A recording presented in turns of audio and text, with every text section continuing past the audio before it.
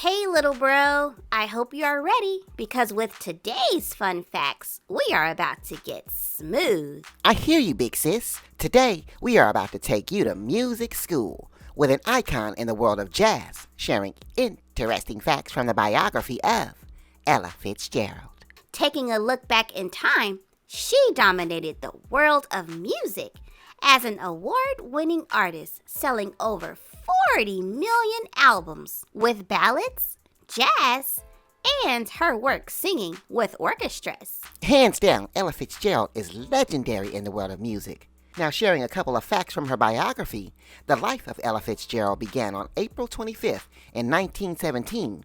Sweet, little bro. Now, when talking about humble beginnings, it's hard to say that Ella Fitzgerald had a humble start, considering she performed as an amateur at a well-known theater. What theater are you talking about, big sis? I'm talking about the world-famous Apollo Theater. Check this out. The month was November. The year was 1934, and Ella Fitzgerald made her on-stage debut at Amateur Night. But hold on. A crazy fact about that night is Ella loved to dance.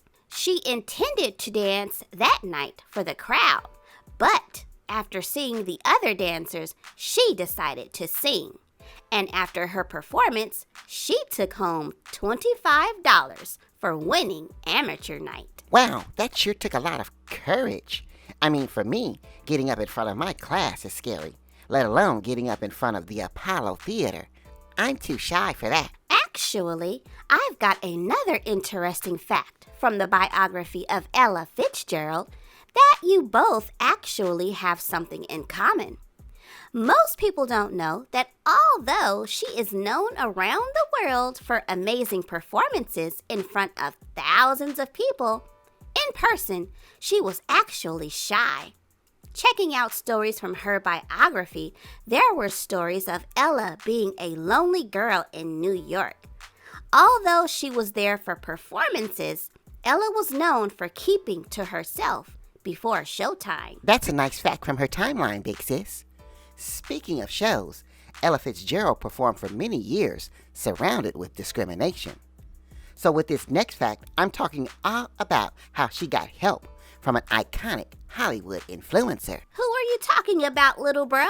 I'm talking about one of the most recognizable names in Hollywood from back in the day, Marilyn Monroe.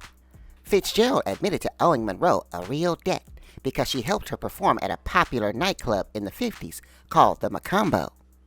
Marilyn Monroe called the club owner personally to tell him that if he would allow Ella to perform, then Monroe would be there front row each night, and the owner couldn't resist. So long story short, Marilyn helped Ella get on at the Macombo. Nothing like a little support from a celebrity influencer. And speaking of influence, Ella Fitzgerald would influence the music industry as well.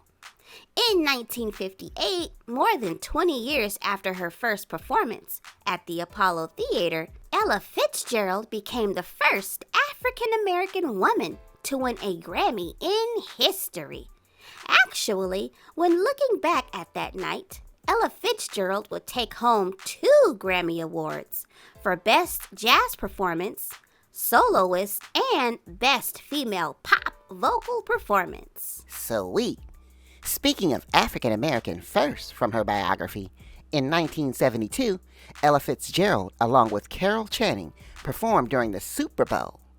The reason I am bringing that up is because at halftime, during the Cowboys and the Dolphins matchup, a tribute in honor of Louis Armstrong, who had passed away the year before, was done, which allowed Fitzgerald to become the first African American woman to perform during a Super Bowl halftime show.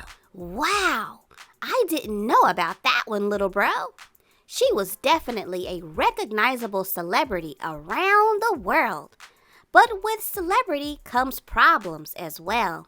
For example, you just mentioned the Cowboys, and a horrible story about discrimination in the state of Texas was shared on Fitzgerald's website. That is where, while touring with the Philharmonic in Dallas, Texas, members of Fitzgerald's band was arrested in her dressing room. Fitzgerald went on to tell how the police took them into custody, only to end the night asking for an autograph, which was crazy, little bro. You are not kidding. But through it all, Ella created a legacy that will never be forgotten, performing classics like Summertime, Dream a Little Dream with Louis Armstrong, A Tisket, a Tasket, and more. Sadly, Fitzgerald would pass away on June 15, 1996, but when looking back at her resume, it makes sense why fans gave her such high praise, with nicknames like the First Lady of Song, the Queen of Jazz, and Lady Ella, recording over 200 albums with tons of Grammy Awards under her belt. You got that right, little bro. I mean, these are just a few of many stories from history that, when read out loud, show Black excellence.